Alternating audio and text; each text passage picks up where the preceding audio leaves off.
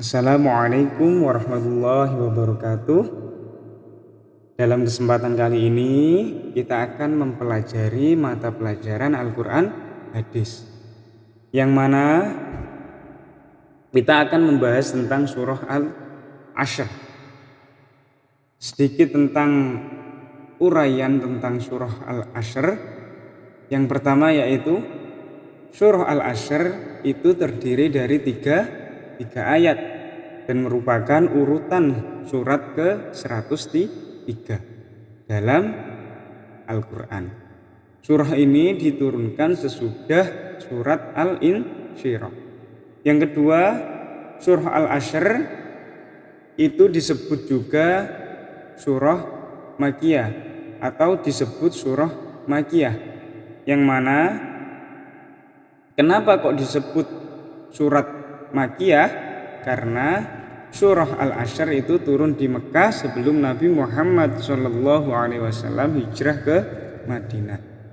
Yang ketiga, surah Al-Ashr itu memiliki arti demi masa, yang mana menerangkan tentang bagaimana kita memanfaatkan waktu dan mengisinya dengan perbuatan yang bermanfaat.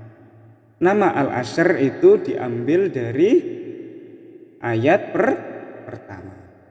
Selanjutnya surah Al-Ashr terletak setelah surah At-Takasur dan sebelum surah Al-Humazah. Diharapkan nantinya anak-anak mencatat rangkuman ini dalam buku catatan agar dapat dibuat pelajaran dan dibaca setiap harinya. Sudah, kita lanjut. Kita akan membaca surah Al-Ashr. Ya.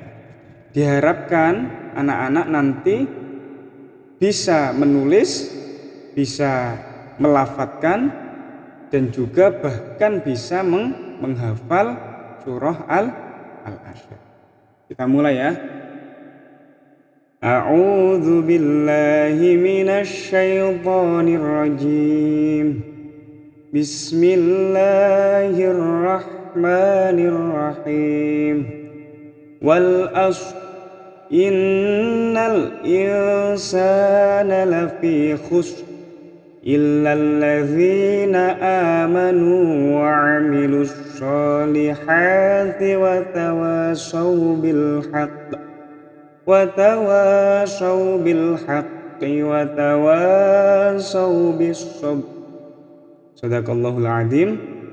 Artinya, dan demi masa, sesungguhnya manusia itu benar-benar dalam kerugian, kecuali orang-orang yang beriman dan mengerjakan amal soleh, dan menasihati supaya mentaati kebenaran, dan menasihati supaya menetapi kesabaran.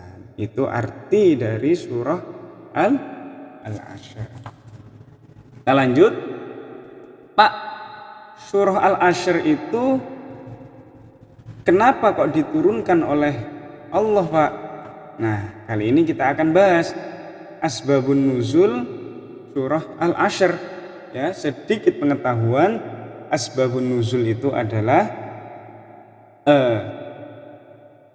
kenapa sih atau sebab apa sih ya Al-Quran itu atau surah itu diturunkan oleh Allah, ya. Sebab akibat apa diturunkannya sebuah surah. Nah, kenapa kok surat Al-Ashr ini diturunkan? Nah, di sini adalah kenapa? Karena dulu kebiasaan orang Arab di masa lalu yang sering berkumpul di waktu asar atau sore hari dan bercerita masalah-masalah dunia, yang mana mereka membanggakan kekayaan, ya, membanggakan rupa, keturunan dan sebagainya, hingga ke cara-cara yang dapat menyakitkan dan memunculkan perselisihan.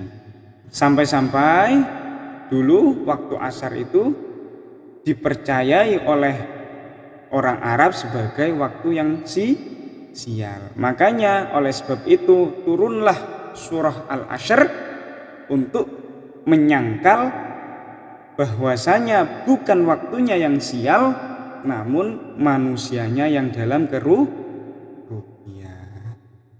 Nah, itu adalah kenapa atau sebab apa atau sebab diturunkannya surah Al-Ashr. Demikian penjelasan dari Pak Rifki, semoga bermanfaat. Jangan lupa LKS-nya tetap dibaca ya. Dipahami intinya, dipahami. Kalau pengen lebih detail lagi dibaca dan dipahami. Wassalamualaikum warahmatullahi wabarakatuh.